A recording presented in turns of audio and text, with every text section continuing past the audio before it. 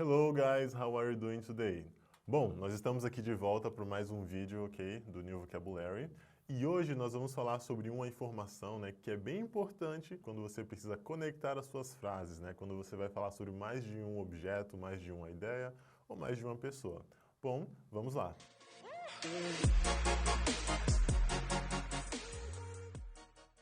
As linking words também são chamadas de connectors, ok? Então nós temos três classes principais, que são as primeiras, né, as primárias, que nós aprendemos ao estudar uma língua, que são adição, conclusão e contraste, ok? Então basicamente qual é o conceito delas? A adição significa que você está falando sobre ideias similares, ideias parecidas que se conectam. Então você está apenas adicionando elas para que você tenha um connected speech, né, uma fala que se conecte.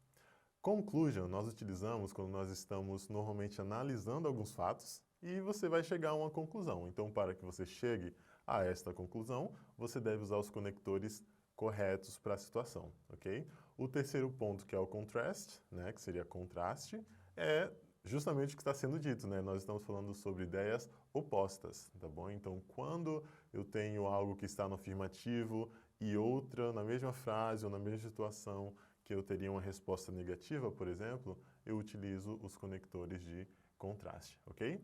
Então vamos lá, vamos começar agora por adição. Vou passar alguns exemplos para vocês. O primeiro exemplo é o and, ok? Então vamos lá. I play soccer and volleyball. Eu jogo futebol e vôlei, entendeu? Então esse and é apenas o e. Caso eu queira ser um pouquinho mais formal ou queira elaborar um pouco mais a minha frase, eu coloco o conector no começo. Então vou utilizar o besides, ok? Então eu começo. Besides playing soccer, I play basketball. Então, além de jogar futebol, eu jogo basquete. Bom, além do besides, nós também temos o in addition to, que também é utilizado no começo da frase e ambos no português têm o mesmo significado, que seria além disso, eu também faço tal, tal, ok? Então, nós sempre vamos utilizar nessa ordem. Besides e in addition to vem no começo da frase, and ele vai vir no meio, né, entre os dois subjects, entre os dois assuntos do qual nós estamos falando. Esses foram três exemplos de addition, né? Vamos falar agora sobre contrast, tá bom? Quando as ideias são diferentes. Então, o primeiro, né, o primário, acho que vocês que estão no livro 1, que são alunos mais básicos, já ouviram falar e já até sabem utilizar, que é o but, B-U-T, ok? But significa um mas, né? Então, eu vou dizer, eu gosto de jogar, mas não estou em forma. I like to play, but I'm not in shape, né? O but aqui, ele traz que a próxima ideia contrasta com a anterior, né? Elas são opostas. Então, eu gosto de jogar, but I'm not in shape. Eu não estou em forma. Então, eu não posso jogar, ou pelo menos não posso jogar como eu gostaria, justamente por não estar em forma, ok? Vamos agora para mais um exemplo de contraste. Além do but, nós podemos utilizar o although. Although é utilizado no começo da frase, ele não é utilizado no meio, como nós utilizamos o but, tá bom? Então agora vamos para um exemplo com o although, ok? Although he works every day, his job doesn't pay him well. Então, embora ele trabalhe todos os dias, seu trabalho não lhe paga bem, né? Não paga o suficiente. É uma pessoa que trabalha muito e não recebe o necessário. Então, o although seria o embora, ok? Por último, que não é o último dos conectores, mas vamos fazer uma lista de 3 em cada time aqui, seria o however, ok? However, ele é um contudo, né? Ele vai ser utilizado no meio da frase também. Um exemplo como however, né, seria I love Japanese food, however, I don't like wasabi. Então, eu amo comida japonesa, contudo, né, entretanto, eu não gosto de wasabi. Então, apesar de gostar da comida japonesa, eu não gosto do wasabi. Então, eu estou criando um contraste, eu estou usando ideias opostas, tá bom? Agora, para concluir, vamos para o conector de conclusão, ok?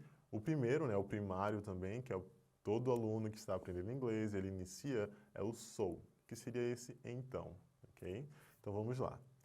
I like warm places, so every year I go to the beach. Eu gosto de lugares quentes, então todos os anos eu vou para a praia. Essa é uma frase na qual eu estou fazendo uma conclusão. Como eu gosto de lugares quentes, é natural que eu vá à praia. Então, este é um exemplo do uso de um conector para conclusão, ok? Outro que nós podemos utilizar é o therefore, ok? Que seria um portanto, ok? Então, quando eu estiver elaborando também, em qualquer momento que você esteja tendo a ideia de concluir um ponto, você pode utilizar o therefore. Um exemplo, tomorrow I needed to wake up early. Therefore, I'm going to sleep earlier tonight. Ou seja, amanhã eu preciso me levantar cedo.